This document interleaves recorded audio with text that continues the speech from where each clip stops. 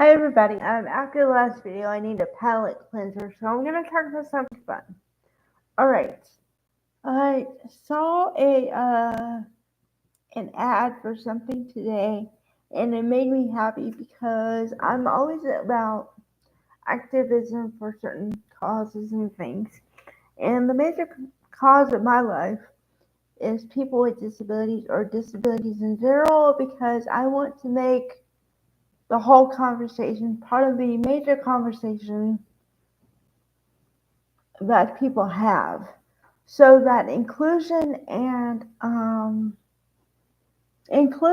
accessibility, all those things become a reality for a lot more people, so there's no struggling that they go through beyond the, you know, I guess normal everyday challenges of whatever disability they have.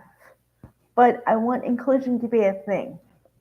Okay, so step number one would be to have younger kids understand what everything is, and that certain words are not acceptable and then certain words are okay because you need to talk about it for it to be normalized. What I'm talking about is, okay, I saw an ad for a Barbie doll in a wheelchair today. The doll had black hair and was in a wheelchair and had a service dog with her. And let me tell you, when I saw that, I was happy because in my lifetime, when I was a kid, I didn't have toys like that. I mean, I had toys with my hair color, but nothing was disabled. Um, Disability was not normalized at all. Um, and now they're toys, and there's models in the ads in wheelchairs now, even for sports related things. Because let me tell you, when you're in a wheelchair, you get the stereotype of you don't do sports, you don't want to do anything, you're not social at all, you just stay home and read books and, you know, all that.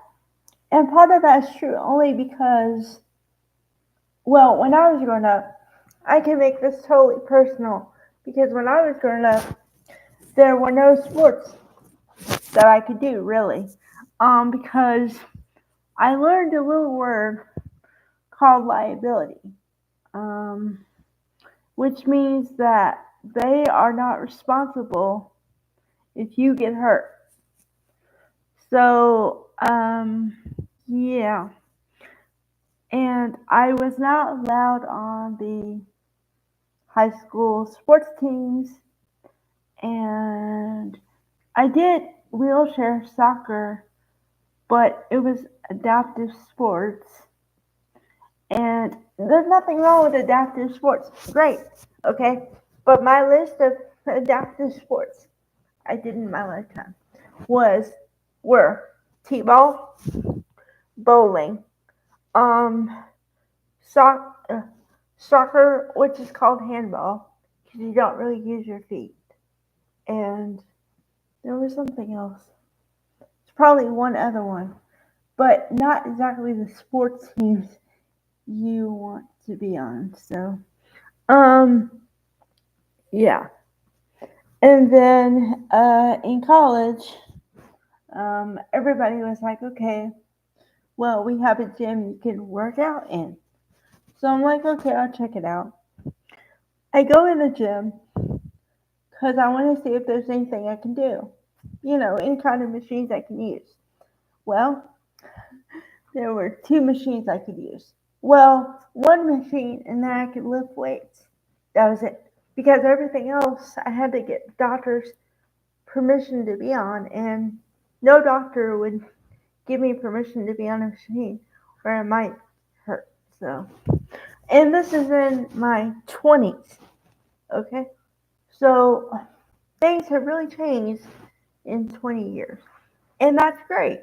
I just wish it could have come 20 years ago because I really wanted to be included in things. I really wanted to be involved in sports and, you know, go out with people and travel and stuff. And I can still do those things, but it's not like, okay, I can't hike Mount Kilimanjaro, okay, or I can't um go hiking, you know. um, so yes, I read a lot, and I still read a lot. But part of that was because I couldn't do a lot of other things, so I sat and read. And I'd like to say that you get your revenge or whatever because when you're younger, you're not so cool being smart. But as you get older, it's kind of cool to be smart. But it takes a while. So, yeah, yeah. So I just want it to be easier for kids coming up now, and even teenagers and things, because I want it to be easier for them than it was for me. So that's all I want. All right, bye everybody.